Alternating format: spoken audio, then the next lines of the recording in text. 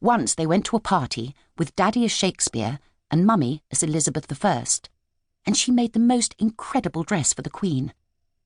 They were also in a film about Dick Turpin's ride to York, and I still have the picture of the two of them on the stairs at home.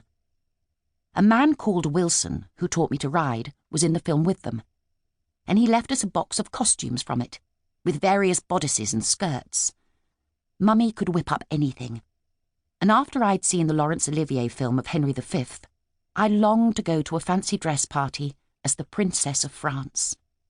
So she made me the most beautiful dress, with cotton wool all round the sleeve, marked like ermine. I made the headdress that I had seen Rennie Asherson wearing, with a piece of netting round my head and a ruler through the top. It looked absolutely terrific. It never crossed my mind that one day I would play that part on stage. Over the years, there were all sorts of things that had just got put in the ottoman, which we were always digging through. I just thought that all families got dressed up like that. When the settlement players did Christopher Fry's The Firstborn, I played Tuseret, the Pharaoh's daughter. Christopher became a great friend years later, and I rather regret that that is the only time I've ever acted in one of his plays. When I was at Clifton Preparatory School, we did a nativity play, and I was told I was to play a fairy, which I was quite cross about, because I knew the nativity story did not involve fairies. I also played a snail once, and Alice in Alice in Wonderland.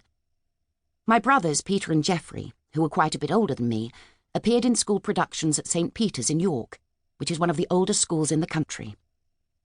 In Shaw's Caesar and Cleopatra, Peter played Caesar and Jeff was Cleopatra. I saw Jeff as Kate in The Taming of the Shrew, and Cassius in Julius Caesar, and Peter as Duncan in Macbeth.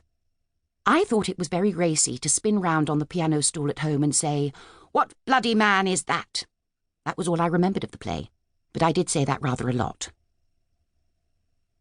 Because of the age gap between us, I was, of course, sent to bed much earlier than the boys, and I remember so well going to bed and hearing them playing cricket in the garden and hearing all that life going on outside. I simply couldn't bear it, and it's still like that. I don't like missing anything. Even today, I hate to be in bed and hear people talking downstairs, because I'm far too nosy. I have to know what they are on about. Our house was in an area called York Without, because it was outside the city walls. We had a long, straight strip of garden with a few apple trees. We couldn't grow very much, apart from some lovely lilies of the valley and a few roses, and we used to rake the pears off the tree next door. At the end of the garden was an old barn, and owls used to live in there. When the boys had friends round playing cricket, they were always knocking the ball over into Miss Lazenby's garden, and she would never give the ball back, however much we asked for it. One day, Jeff found a rat in the barn, and they did it all up and gave it to me to take round and push through her door. Daddy heard about it and told us all off.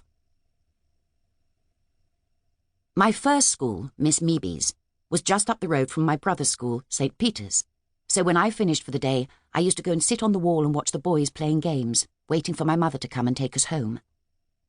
When I went to the Mount School in the city, there were no such things as day girls, so I had to be a boarder all the time. But I didn't mind that at all, really.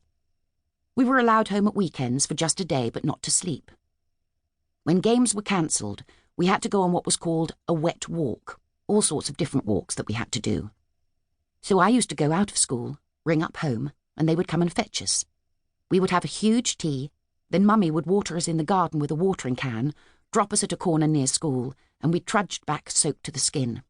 I don't think we were ever caught out. The first play I saw at the Mount was Julius Caesar, with lots of big girls in bigger togas. I thought that it was not at all a good play to do, and it is the one Roman play I have fought shy of ever since. But it was there that I first played Titania in A Midsummer Night's Dream, a role I returned to with the RSC in 1962 for Peter Hall, and again in 2010 at his request at the Kingston Rose Theatre. The teacher who had the most influence on me had been known as Joy Harvey when she'd worked with John Gielgud, but at school she was called Mrs. MacDonald.